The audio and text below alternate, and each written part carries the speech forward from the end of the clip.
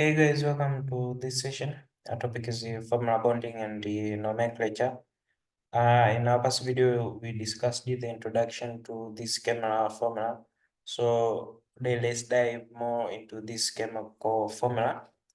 Now, today we are going to see this formula of binary compounds. So discuss how to form these formulas for the binary compounds. Now, what do we mean when we say binary compounds? Binary compounds are just compounds that made up of only two types of the reacting species. Take an example when you are talking about the sodium chloride, which is made up of only sodium and the chlorine. This is an example of a binary compound. So a binary compound, from there you can get that from the word binary, it means there are two species of components that make up the compound. So the size of a charge on an ion is a measure of its valence or a combining power. So you have to note that. Now you will notice that ignoring the signs for the charge of the ions or the charge on the ions, the value of the charge on the ion is just equal to the valence of the atom. So knowing the signs of the ions, if you ignore them, you just notice that the value of the charge on the ion is just the same or is just equal to the valence of the atom. Now, for this case, you need to memorize the valences of all these metals as much as possible, just so as you can write the formula of their compounds correctly. Now let's see the various rules for the writing the chemical formula of these chemical substances. Now the following are just the rules for writing down the chemical formula of the chemical substances. The first one is that the metals just all they are positively charged ions must start in the formula followed by the non-metals or they are negatively charged ions. So the positively charged ions or the metals must start in the formula. Then the next will be the non-metals or just their negative charged ions. The second one that where the formula is to include a radical must be treated as a single atom and must be bracketed or simply must be put in brackets if need to be written like that. The third one that the ammonium ion is to be treated as if it were one of them. So you just have to notice that the ammonium ion has to be treated as a metal when you are trying to write the formulas containing the ammonium ion. Moving on, uh, the other rule is that the positive charges must be equal to the negative charges for a neutral molecule or a compound. And the other that single elements, say the sodium, calcium, silicon, and this silver, etc., should not be bracketed or they should not be put in brackets when you're trying to write them in a chemical formula. The other than that, the valence of the metals or just the positive ions, they should be exchanged and written as subscripts. So this has to be noted when you're trying to write the chemical formula. And the last not least that the valence of one is simply assumed and not written in the formula. So all the elements that have a valence of one, when you are trying to form a formula of these chemical substances, the valence of one will be simply or just assumed is not there within the formula. Now let's see some of the procedures that are to be followed when writing the formula of a binary compounds. The following are just some of the procedures that you have to follow when writing the formula of binary compounds. The first one that first you have to write down the correct symbols for the atoms of elements or ions that make up the compound. Then the second one that write down the valences of the atoms of the elements. The third one is that interchange the valence and write them as subscripts in the final formula of the compound. Now you have to remember, as I said before, that the valence of one is not expressed in the formula.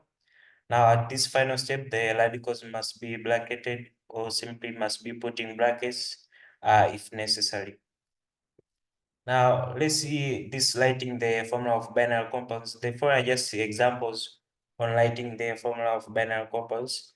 So we're going to discuss some of the examples on how you can light the formula of these binary compounds.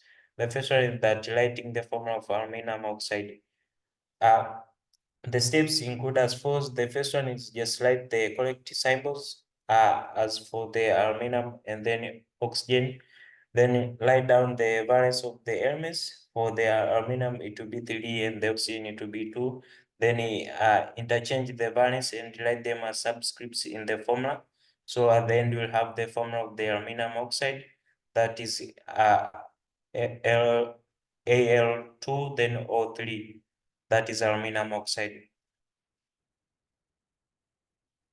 Moving on, the other example is just see writing the formula for water. When you're trying to write the formula for water, the first one, the first step is just the symbols for the compound. Here we are talking about the elements that make up the compound.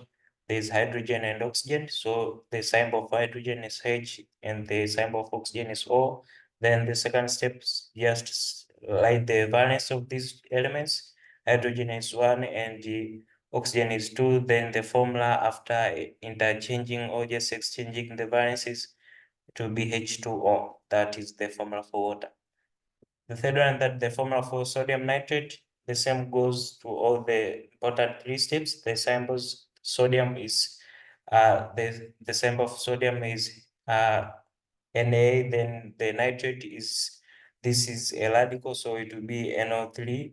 Then the valence of this sodium is 1 and the valence of nitrate is 1, making up the formula that is sodium nitrate NaNO3. The other example is the formula for calcium nitrate.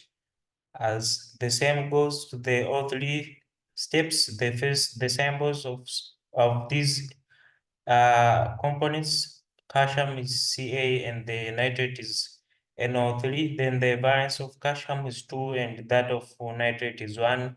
After interchanging the valence, you get the formula of this calcium nitrate, that is Ca, then in bracket that is NO3, in bracket then is 2.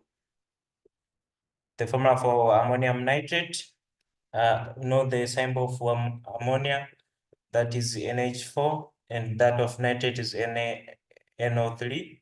The valence of ammonia is 1 and that of nitrate is also 1. So the formula to be NH4, then NO3, that is the ammonium nitrate. The other example, the formula for calcium oxide, the same goes to all the 3 steps. The symbols of these components, calcium it will be Ca and the oxygen it will be O, then the valence, calcium is 2, the same goes to oxygen, that is 2. The formula then it will be Ca2, then O2, but after just simplifying, the ratio is always simplified into CaO. Simply those two that are in calcium and oxide will be removed.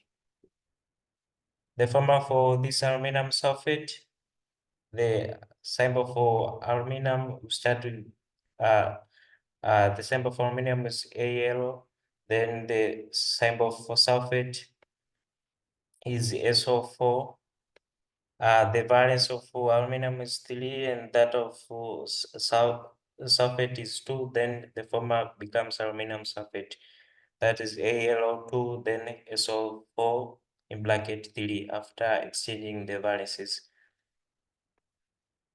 The formula for the ammonia, we have 2 elements that make up the ammonia. There is nitrogen and hydrogen. The valence of nitrogen is 3 and that of hydrogen is 1. After interchanging or just exchanging the valences, the formula to be NH3, that is the ammonia. Last but not least,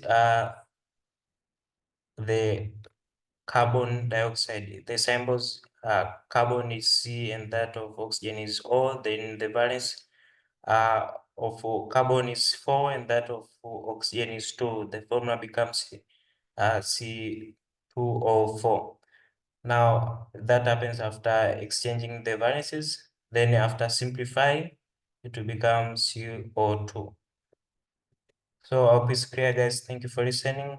We've discussed the binary compounds. We saw how you can write them, specifically the rules that you have to follow when you are writing this formula for these binary compounds. We also discussed the procedure for writing them. Then we saw some of the examples of all these binary compounds. Thank you.